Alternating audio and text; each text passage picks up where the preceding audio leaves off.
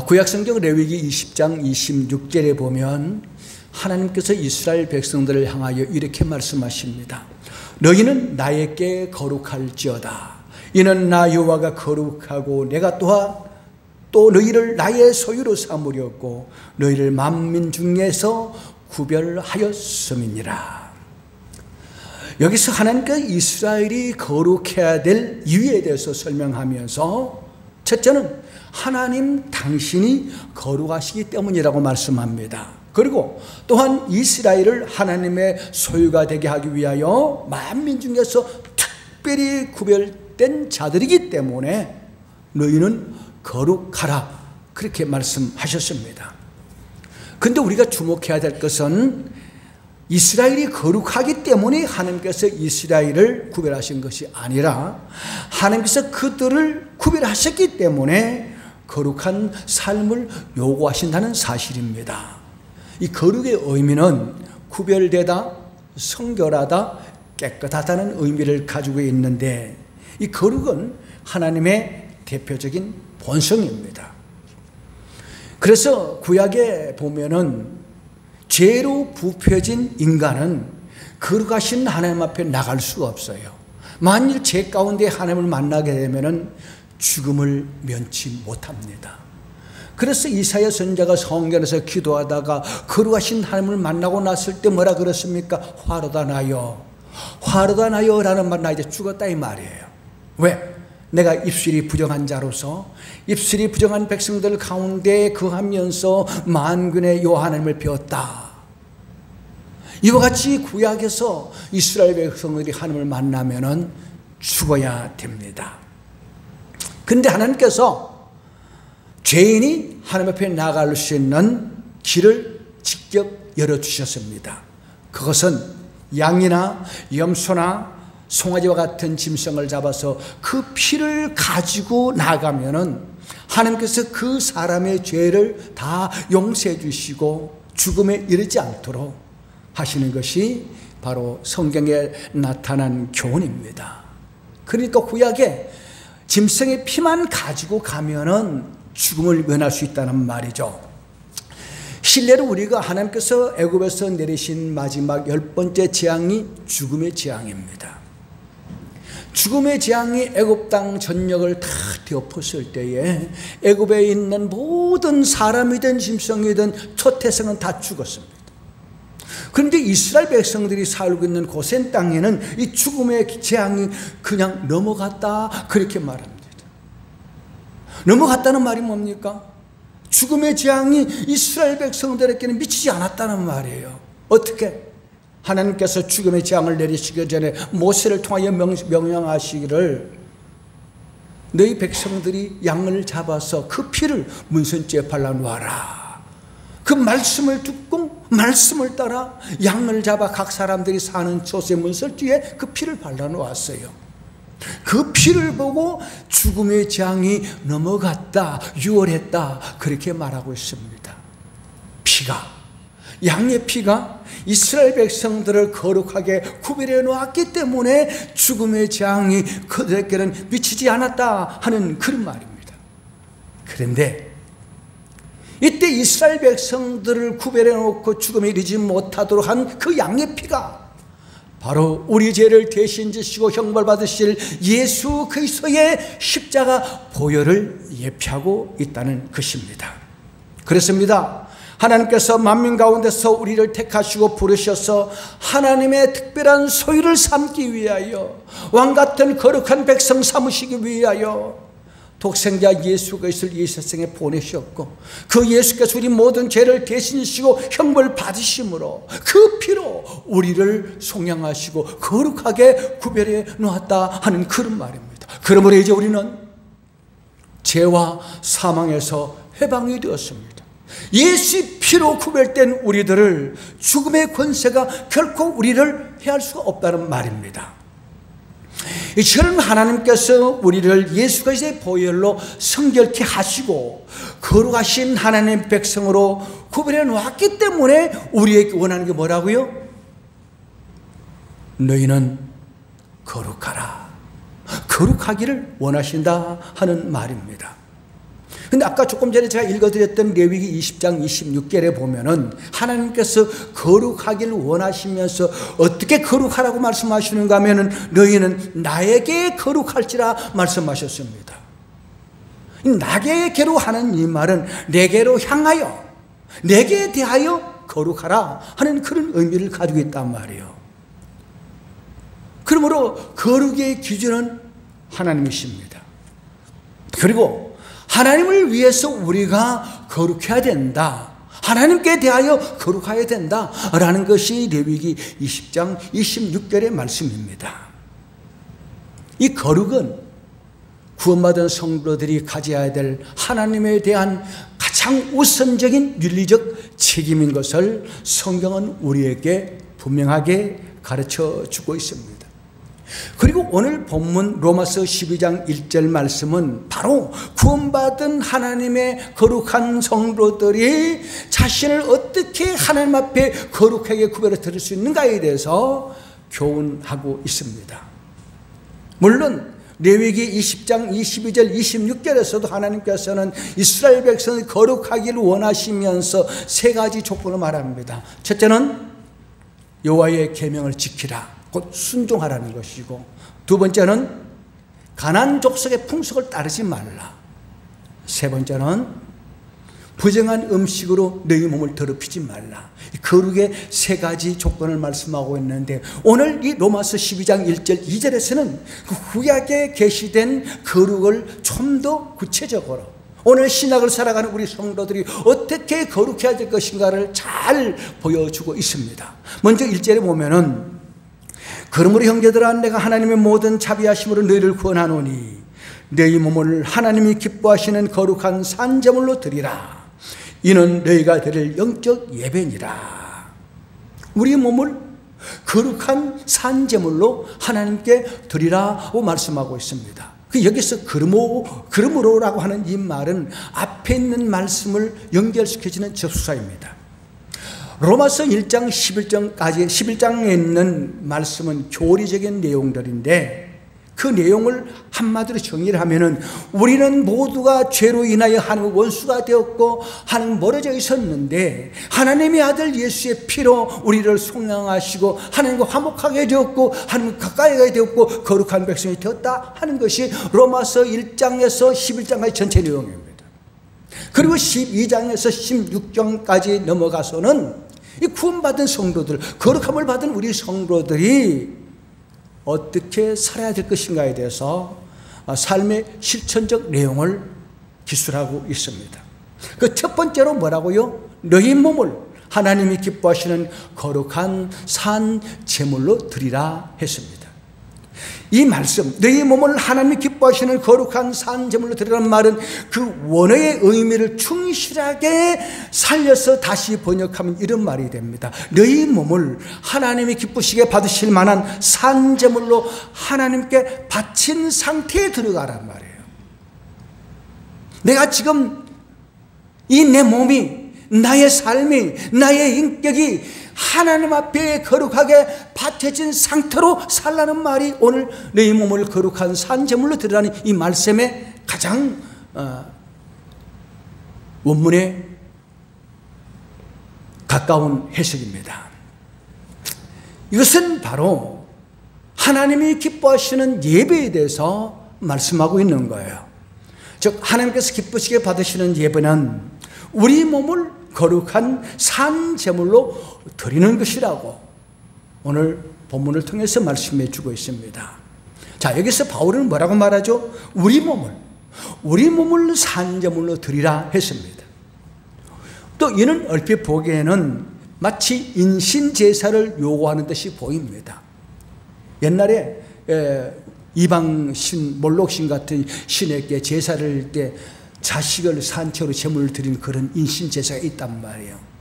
그런 종교적 배경을 가진 사람들이 이 말씀을 보면은 기독교는 자기를 하나님 앞에 인신제사로 드리라는가? 그렇게 오해할 수 있는 말입니다. 그러나 이것은 결코 그런 의미 말이 아닙니다. 바울이 여기서 말하고자 하는 것은 산제사를 말하고 있어요. 산제사란 죽은 제사와 대조되는 개념입니다. 구약시대의 이스라엘 백성이 예배할 때 짐승을 잡아서 제물로 바쳐 제사를 드립니다. 자, 그런 의미에서 구약의 예배는 죽은 제사이죠. 죽은 제물을 바쳤으니까. 바울은 지금 이러한 죽은 제사를 요구하는 것이 아니라 산 제사를 요구하고 있습니다. 즉 우리 몸을 산채로 하나님 앞에 제물로 드리라 하는 것이 오늘 본문의 핵심적인 내용입니다. 그리고 여기 몸이란 이 육체를 말하는 것이 아니고 인격 전체 그리고 혹은 삶 전체를 의미합니다. 그리고 바울이 지금 내 몸을 하나님 기뻐하시는 거룩한 산 제물로 드리라 하는 이 말은 우리의 전 인격과 우리의 삶 전체를 하나님께 드린 상태로 살라 하는 그런 말씀이죠. 다시 말하면 전인적인 헌신을 말하고 있습니다. 사실 거룩의 의미는 구별되다, 성결하다, 깨끗하다는 뜻 이외에 복종하다, 즉 하나님께 드린다는 의미를 내포하고 있습니다. 그러므로 너희 몸을 하나님이 기뻐하시는 거룩한 산제사로 드리라 하는 이 말씀은 하나님께서 우리를 거룩하게 하셨으니 우리의 전 인격과 전 삶 전체를 하나님께 헌신하고 봉사함으로 섬기라 하는 그런 말이에요. 이것이 바로 산제사다라고 말씀하고 있습니다. 물론 우리가 우리 몸을 하나님께 헌신한다고 해서 그것이 다 하나님 기뻐하시는 제사가 되는 것은 아닙니다. 그것이 하나님께서 기뻐하시는 제사가 되려면은 여기 반드시 첨가할 것이 있습니다. 그것은 바로 거룩함입니다. 바울은 우리 몸을 산제물로 드리라 하는 이 말은, 산제사로 드리라는 말은 구약시대에 하나님을 예배할 때 반드시 흠과 점이 없는 깨끗한 제물로 드려야 한다는 것을 여기서 비교해서 말씀하고 있습니다. 흠이 있거나 점이 있으면 하나님이 그 예물을 연락하지 않습니다. 마찬가지로 우리가 이 시간 주님 앞에 예배 드릴 때 전 인격을 주님 앞에 향하지 않고 전심을 드리지 않고 몸은 앉아 있습니다. 딴 생각하고 있고 다른 궁리하고 있고 주님에게 마음을 향하지 않는다면 이 거룩한 산제사가 아니에요. 하나님을 모독하는 잘못된 죽은 제사를 드리는 것과 다름이 없다는 말입니다. 하나님 기뻐하시는 제사는 전심으로 온몸과 마음을 다하여서 내 정성을 다하여서 지금 선포된 주의 말씀에 귀를 기울이며 주님을 바라보면서 말씀을 받는 것, 이것이 주님께 거룩한 산제물이 되는 산제사다 라는 것입니다. 자, 그렇다면 우리 삶 속에서 우리 자신이 거룩한 산제물이 되기 위해서는 과연 어떻게 해야 될 것입니까? 바로 이에 대해서 2절에서 세 가지를 제시하고 있습니다. 첫째, 이 세대를 본받지 말라 했습니다. 여기서 말한 이 세대란 이 시점, 지금 우리가 살고 있는 이 시점, 이 세대, 이 세상의 악한 풍습과 타락한 생활 방식을 쫓아 사는 이 세대를 가리켜서 이 세대라고 말합니다. 그러므로 너희는 이 세대를 본받지 말라 한 것은 너희는 이 세상에 살면서도 이 세상과 똑같은 모양이 되지 말라는 거예요. 레위기 20장에 이스라엘 백성들에게 이방인의 풍속을 따르지 말라 하는 말과 동일한 말이에요. 너희 자신을 세상과 동일시하지 말고 세상 사람과 똑같은 사고방식으로 살지 말고 구별되게 살라. 이것이 이 세대를 본받지 말라 하는 말씀입니다. 그리고 본받지 말라 하는 이 말의 원문의 뜻은 따르다, 이끌리다 라는 그런 뜻을 가지고 있습니다. 왜 사도 바울이 이 단어를 사용하는가 하면은 우리 그리스도인들이 하나님의 은혜로 거룩한 백성들로 성별된 자로서 이 세상에 이끌려 가지 말라는 말이에요. 빠져들지 말라는 말이에요. 이 세상에 자기 자신의 운명을 내어 맡기지 말라 하는 그런 의미로 이 말씀을 했습니다. 사도 요한도 같은 말을 하죠. 너희는 이 세상이나 세상에 있는 것들을 사랑하지 말라고. 야고보 사도는 세상을 가까이 하지 말라, 하나님을 가까이 하라고 말씀하신 것과 동일한 의미를 가지고 있습니다.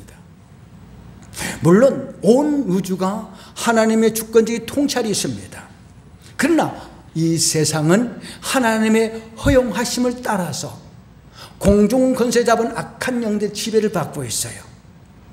그리고 원수 마귀는 우리 주변에 우리들을 빠뜨리기 위한 수많은 함정들을 파놓고 우리를 유혹하고 있습니다. 돈, 명예, 권세, 온갖 쾌락을 앞세워서 우리를 유혹하고 있단 말이에요. 실제로 있었던 일화입니다. 4명의 젊은 청년이 중창단을 조직했습니다. 그들은 모두가 기독교 계통의 학교에 다니는 대학생이었고 모두 주님을 섬기는 일에 헌신된 사람이었어요. 훌륭한 음악가들인 그들은 곧 점점 알려졌습니다. 어느 날 밤 국영 텔레비전의 뮤지컬 쇼의 한 관계자가 어느 그리스도인들의 연주에서 이 4명의 중창단들이 노래하는 노래를 들었습니다. 그들에게 연락을 했어요. 한번 오디션을 받아보라고. 그래서 그들은 흔쾌히 응했습니다. 그들은 그때 당시 어쩌면 이 기회를 통해서 더 많은 사람 앞에 주님을 증거하는 더 문을 넓혀야 되겠다는 그런 순수한 마음으로 오디션에 응했습니다. 그리고 합격을 했습니다. 마침내 그들은 그 쇼에 출연할 수 있게 되었습니다. 그리고 그들은 아주 유명해졌습니다. 수입도 굉장히 늘어났습니다. 그 후로부터 그들은 아주 바빠졌어요. 여기저기서 공연 요청이 쇄도해 왔고 그들은 화려한 무대에서 자주 서게 되었습니다. 그런데 그들이 처음 시작할 때 가졌던 기본적인 동기가 점점 조금씩 변해갔습니다. 그들은 그리스도를 전가할 기회를 가지기보다는 그들의 경력을 쌓는 일에 분주했습니다. 토요일 밤 늦게까지 공연에 나가다 보니까 주일날 교회도 빠지는 일이 빈번하기 시작했습니다. 세상에 멋지고 번쩍거리는 것들과 청중들의 박수갈채와 한호 소리에 그들은 심취되고 말았습니다. 그들은 인생의 정주 차선을 달리지 않고 추월 차선으로 계속 달려갔습니다. 여기에 제물을 붙였습니다. 거리에 나가면 사람들이 막 모여들고 사인해달라 그러죠. 막 화려한 조명 앞에서 노래를 부르면 사람들이 막 박수를 보내고 연호하죠. 막 완전히 푹 빠져버려 말았습니다. 그들은 세상적인 성공을 위해서 줄다리치면서 교회에 나가는 것도 성경 읽는 것도 기도하는 것도 완전히 멈추어 버렸습니다. 그들은 그리스도의 교제에도 열심히 참여하지 않고 세상 사람과 어울리는 데 열심을 내었습니다. 분주해 버렸습니다. 점점 교회가 멀어지고 하나님과 멀어졌습니다.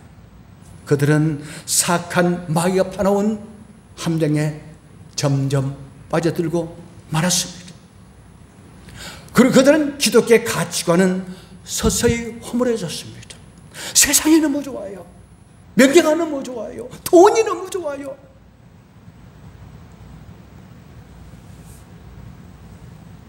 이 4명의 청년들을 통해서 우리가 알 수 있는 것은 우리가 세상의 유혹에 저항한다는 것이 생각보다 쉽지 않다는 것을 가르쳐주고 있습니다. 자, 그러면 이 4명의 젊은 청년들은 어떻게 되었을까요? 그것은 여러분의 상상에 맡기겠습니다. 어쩌면 데마가 세상을 사랑하여 하나님을 떠났던 것처럼 이들도 영원히 하나님을 떠난지 누가 알겠습니까? 아무도 모릅니다. 그 뒷이야기는 아마 천국 가보면 알 수 있을 것입니다.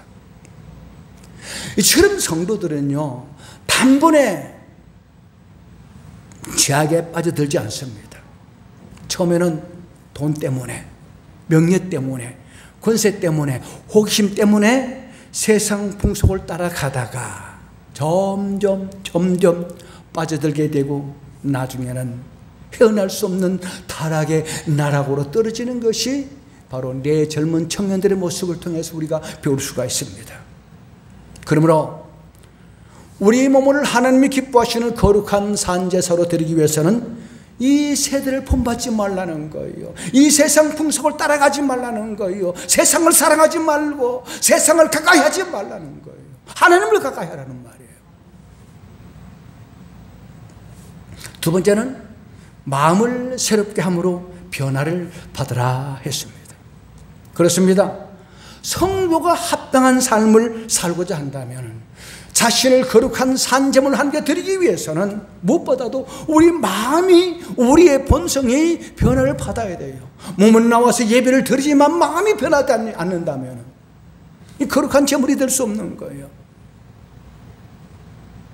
어떻게 변화되어야 되겠습니까? 우리 안에 내주하시는 그리스도인 그리스도 같이 되어야 된다는 겁니다. 우리의 성품이 그리스도와 같이 변화되어야 비로소 우리의 삶 전체를 하나님이 기뻐하시는 산 제물로 될 수가 있다는 그런 말씀입니다.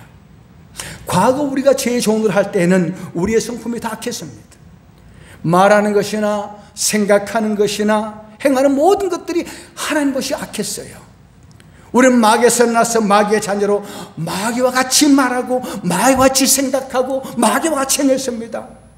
하나님을 향해서는 원망과 불평을 쏟아내고 이웃을 향해서는 시기하고 질투하고 미워하고 다투고 이런 상태는 결단코 하나님을 위해 산 제사를 드릴 수가 없습니다. 하나님을 기쁘시게 될 수 없는 거예요.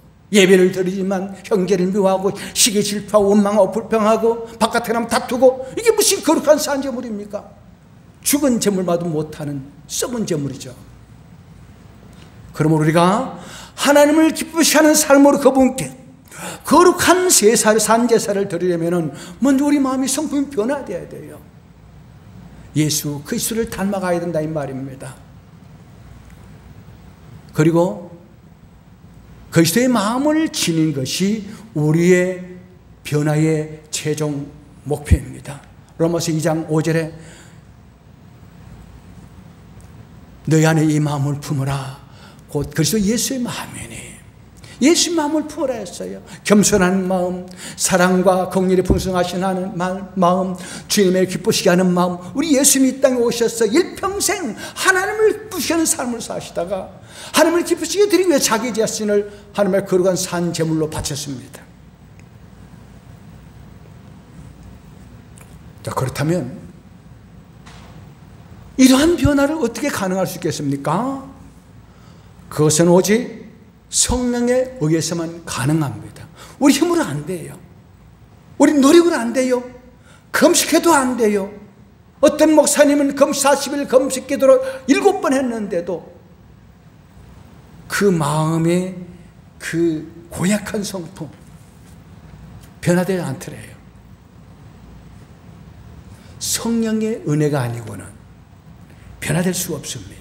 성령만이 우리를 변화시킬 수 있는 원동력이 됩니다. 스가랴 4장 6절에 보니까 만군의 여호와께서 말씀하시되 이는 힘으로 되지 아니하며 능력으로 되지 아니하고 오직 나의 영으로 되느니라 말씀하셨습니다. 성령은 우리의 완악한 성품을 완전히 변화시킬 수 있어요. 에스겔 선지자는 말하기를 새 영을 너희에게 부어주리니 그 영이 너희 굳은 마음을 제하고 부드러운 마음을 주어서 주의 말씀을 순종하도록 하신다 그랬거든요.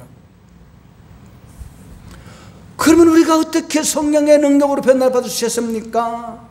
성령의 인도하심을 따라 행하기 위해서 더욱더 성령님을 의지해야 됩니다. 성령 충만을 받아야 되네요. 성령 충만하기 위해서는 그리스도의 말씀이 우리 안에 풍성히 거해야 됩니다. 성령은 우리가 잘못된 길로 가면은 우리 안에 있는 말씀을 통해서 우리를 간섭하십니다. 우리 안에 계시는 성령님은 우리가 거룩하지 못할 때 우리 안에서 슬퍼하십니다. 연약함을 탄식하십니다. 그러므로 우리가 매 순간순간마다 하나님의 말씀과 성령을 통해서 나에게 주시는 생명의 세미한 음성에 귀를 기울여야 됩니다.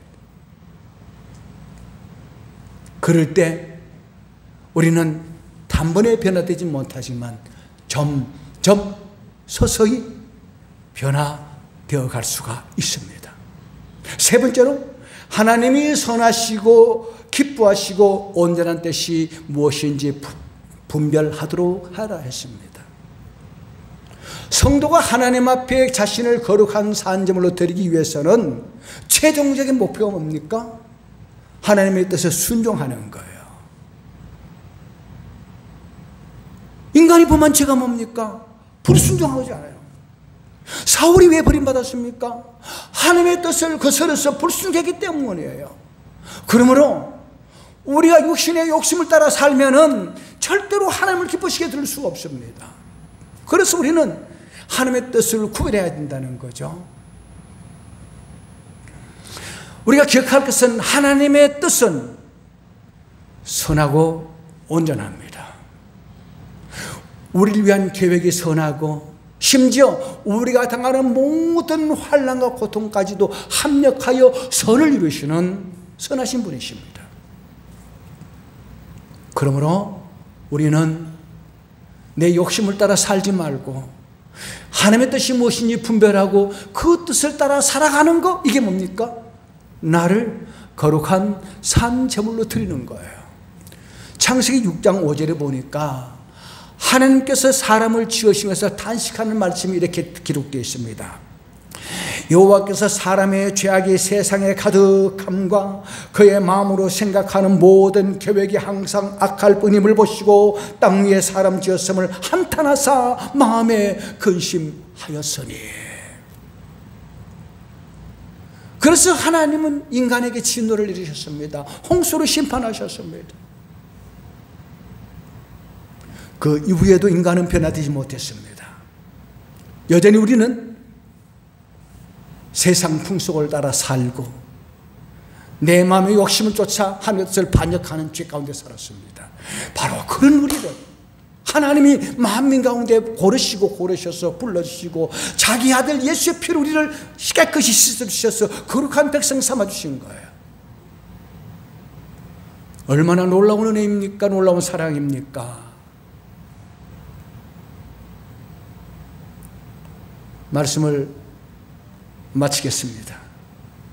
하나님께서 우리를 만민 가운데 택하여 부르시고 예수님의 십자가 보혈로 구속하시사 거룩한 왕같은 제사장으로 삼아주셨으니 이제 우리는 우리 몸과 전 인격을, 전 삶을 하나님 앞에 헌신하고 봉사하고 섬기는 거룩한 산 제물이 되어야 합니다.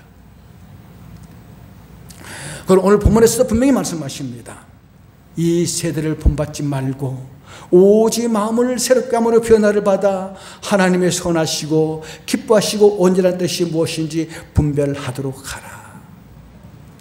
내 욕심을 따라 내가 하고 싶은 대로 행하는 것, 그건 거룩하지 못합니다. 하나님이 그 예배를 연락하지 않습니다. 앉아있는 것만 예배 드리는 게 아니에요.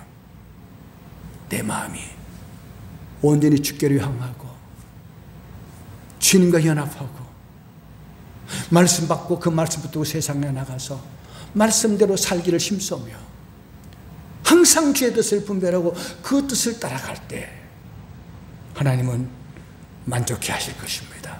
비로소 우리는 하나님이 원하시는 거룩한 산 제사를 드릴 수 있는 그런 사람이 될 수가 있습니다. 우리 모두 우리 자신을 하나님 앞에 거룩한 산 제물로 드리고 이 세대를 본받지 말고 마음을 새롭게 함으로 변화를 받아 하나님의 선한 뜻을 분별하고 그 뜻을 따라 행함으로 말미암아 우리 자신이 거룩한 산 제물로 드려 하나님을 기쁘시게 드리는 복된 사람 다 되시기를 주의 이름으로 축복합니다.